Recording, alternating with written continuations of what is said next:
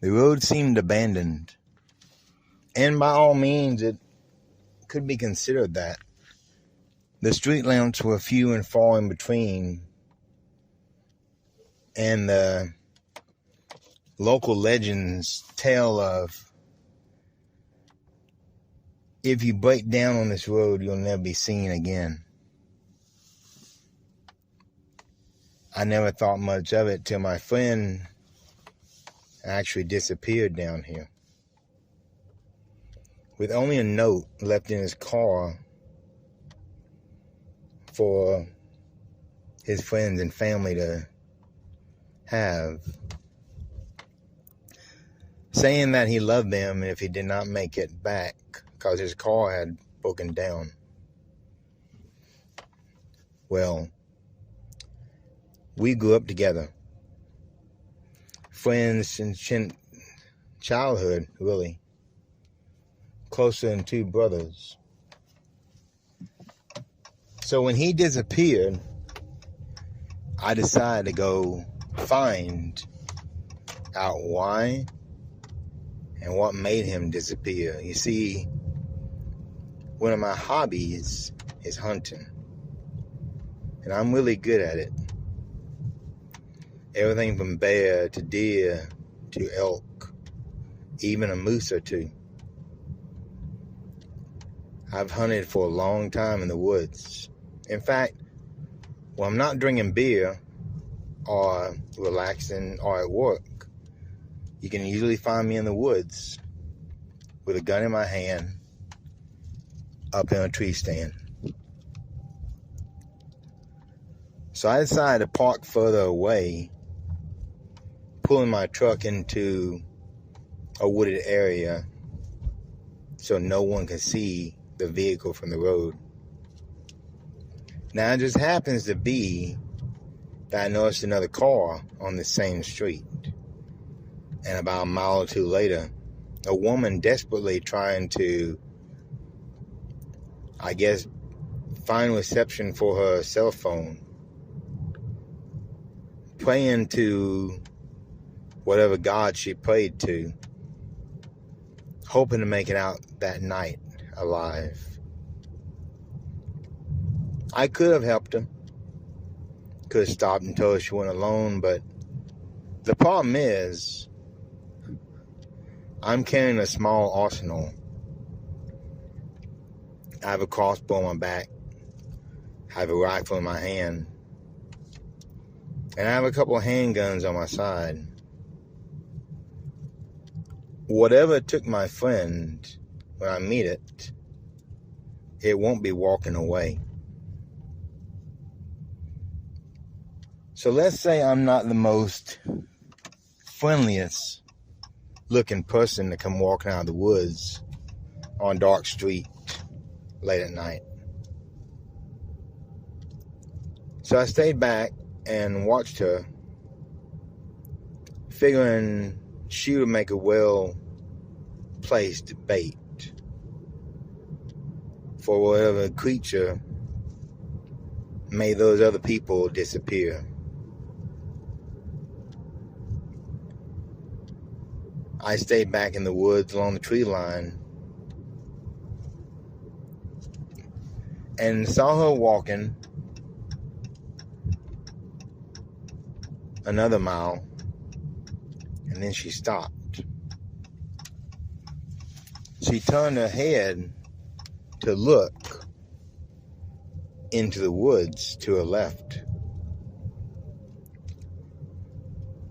So I was close enough, I turned and looked too, and what I saw was a light in the woods at night. Now here's the thing, I don't know of anyone living out here on this road. And I have lived in this state, in this particular area, since I was a little kid. Well, the light was bright enough, shining through the woods. A beacon for anyone in need of aid. Screaming, she ran full speed to the light, and I can't blame her. This road is creepy enough during the day, but at night, it can be downright terrifying. I still stayed a little bit behind and followed her in those woods, kind of curious on what the light led to myself. Well, we both found out real quick what that light was. It was an old house back in the woods. But the light wasn't the old house.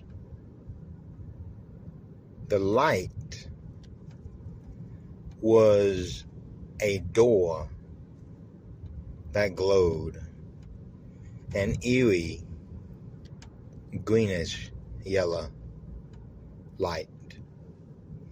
It stood in the middle of the yard before you got to the house.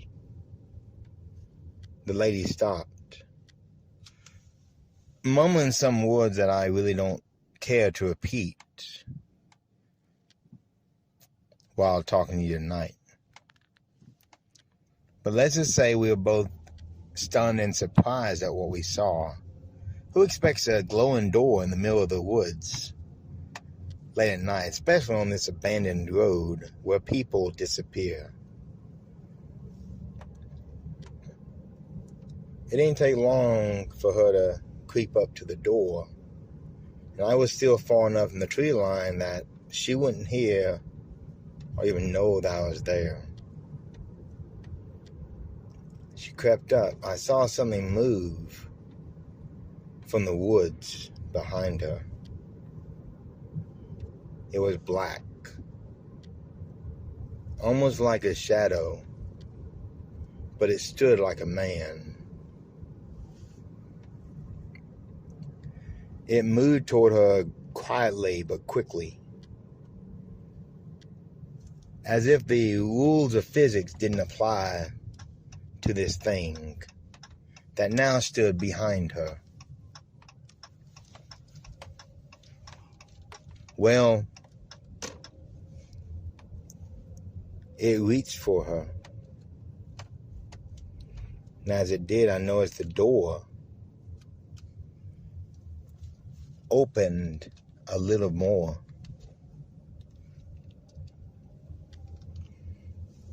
I can only imagine her surprise when she felt fingernails gently touching her skin.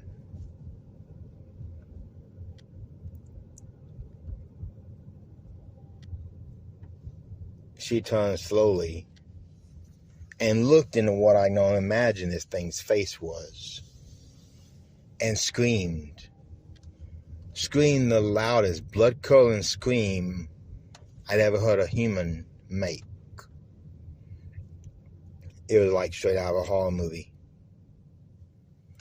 She screamed and tried to run, but there's no running. It was a shadow creature in the door, and she was stuck in the middle. That door opened more and slowly crept open as this creature reached for her. She ducked, trying to get out of the way, but all it did was disappear and reappear in front of her again, reaching for her.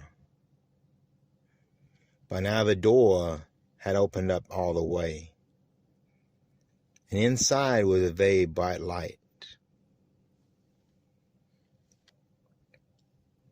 She screamed more and turned to run away, but when she did, the creature, whatever it was, shoved her into the doorway with such force, all she could do was fall into that blinding light.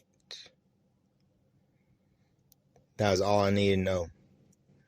I aimed my rifle and took shot. The bullet passing through but I can only understand to be the head of this creature.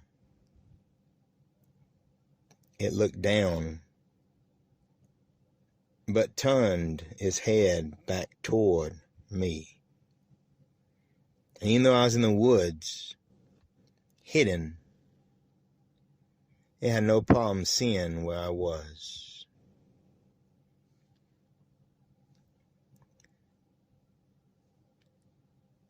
I can only describe it as if you ever saw a cartoonish drawing of the Reaper of Souls, the Grim Reaper. That's what this. His eyes glowed the same yellow that doorway did, and that doorway was now still there, with the door wide open. I shot at it again, this time with some very hot rounds. See, a lot of these bullets I recap myself and refill it with powder. It saves money when you go through me bullets and ammo as I do. Well, I didn't know what I was going for, and I'm not really a believer in the supernatural, but I thought, what the heck? I found some silver, poured it down, melted it down, and made a couple of bullets out of that. And that was in my 44. So I pulled out my 44 and shot silver bullets of this thing. Nothing. Although I gotta admit, the creature did stop. But the bullet still went into it. And for all I know, out the back. Because it did not fall. It didn't even drop to one knee. It just tilted its head. Now I know that because the eyes changed locations to more of a diagonal angle than the horizontal angle it was. And then just like before, it sank into the ground. Now the door is still open. I ran toward the door like a fool. Curiosity, wanting to see what was inside. I wish I never did. But when I got to the door, this creature came up out of the ground like a unholy mist, taking form. And I took my knife out and actually swung at it. My hand passing through the shadowy form. And that's when I felt ice cold. More cold than I've ever experienced, even in the winter. I've never experienced this amount of cold before. It actually had ice appear on the blade. And the blade was so cold I actually dropped my knife. And with that, it shoved me hard into the doorway. But I managed to grab the edges of the door, I guess, frame, if there was such a thing. Fighting to stay in this world, not knowing what awaited me in the next. And that's when I heard it. A familiar voice calling from the other side. It was my friend, my brother, who I lost years ago on the same cursed road. I momentarily turned my head back, looking as best I could behind me, and he stood there smiling and talking to me. telling me to just let go. I almost forgot what was standing in front of me. And when I turned, I felt a blast of ice-cold air hit me in the chest so hard that I could not stand against it. And into the doorway I went. And with that, the door closed.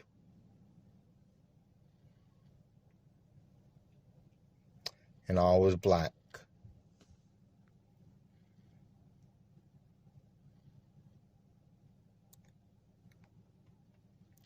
Hope you like this story. I kind of made it up on the just in a few seconds.